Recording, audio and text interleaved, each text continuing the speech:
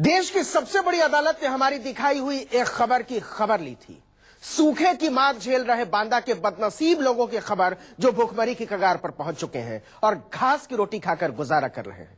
लेकिन supreme court का एक जांच दल वहां पहुंचकर हमारी ही खबर की तस्दीक करता है और वहां का अफसर जाकर लोगों पर पौष्टिकता के दावे झाड़ता है और बताता है कि आप घास की रोटी खाते हैं, उसमें विटामिन सी है।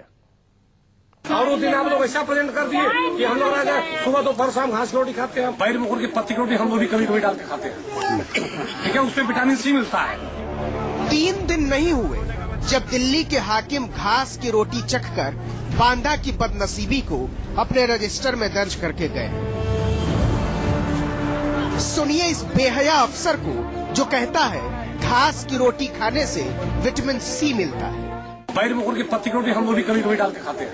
ठीक है, उसमें विटामिन सी मिलता है।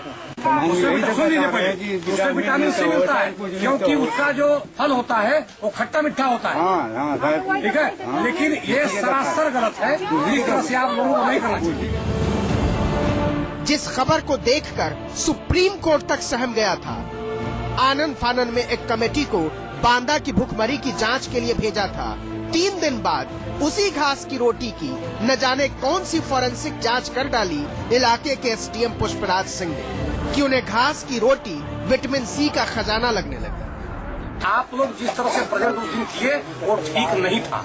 मेरा कहने का मतलब ये था।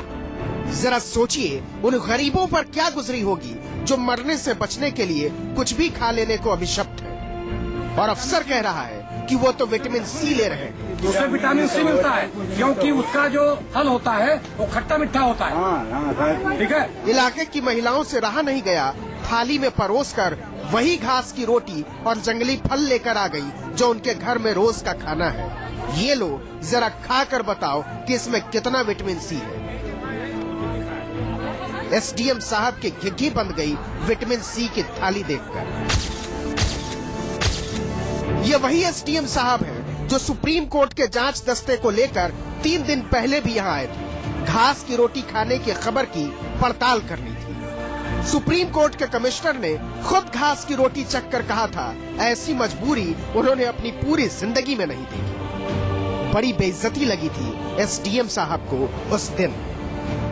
आज इलाके का हाल जानने के बहाने उसी का हिसाब किताब करने पहुंचे थे। गरीबों की भीड़ को पहले समझाया, फिर बहकाया और फिर धमकाने पर उतरा। एडीएम साहब भी साथ थे। देख लीजिए गरीबों की भीड़ के आगे अफसर का गुमान कैसे फुफकार मारता है किसी के थोड़ा सा भी मुंह खोल देने पर। सीमा से बाहर, अगर सीमा तो आप लोग मारो फिर, ये कोई बात नहीं। जिले से अधिकारी आए, बताइए सारे लोग बैठे हुए हैं और तमाशा कर रहे हो आप। बांदा की इस धरती पर सूखे ने साल दर साल हर गरीब के सीने पर, उसकी सोच पर, उसके पेट पर चोट की है। लेकिन सरकारी मरहम के नाम पर अफसर जो उन सीनों पर लगा रहे हैं उससे तो दम ही निकल जाएगा। देखिए और समझिए कि अकाल और बाढ़ के नाम पर सरकारी बाबुओं की बाछें यूं ही नहीं खिल जाती हैं। राशन दिया जा रहा है, वृद्धा पेंशन है वो भी दिया जा रहा है, विधवा पेंशन वो भी दिया जा रहा है, इसमें ठंड पड़ रही कंबल भी दिया जा रहा है।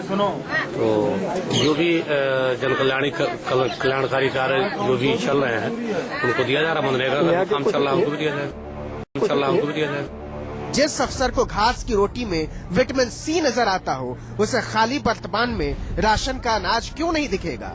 खंडहर में चमचमाता इंदिरा आवास का मकान क्यों नहीं दिखेगा? बेकार हाथ में मनरेगा का रोजगार क्यों नहीं दिखेगा? इसी सरकारी रवैये ने बांदा से लेकर बरौनी तक गरीबों की जिंदगी नर्क बना रखी। बांदा से अक्षय द्विवेदी के साथ मानस श्रीवास्तव, लखनऊ, न्यूज 24। बात कर रहा है, यही करके मांग रहा है आप लोग अगर सीमा से बाहर, अगर सीमा तो आप लोग मारो।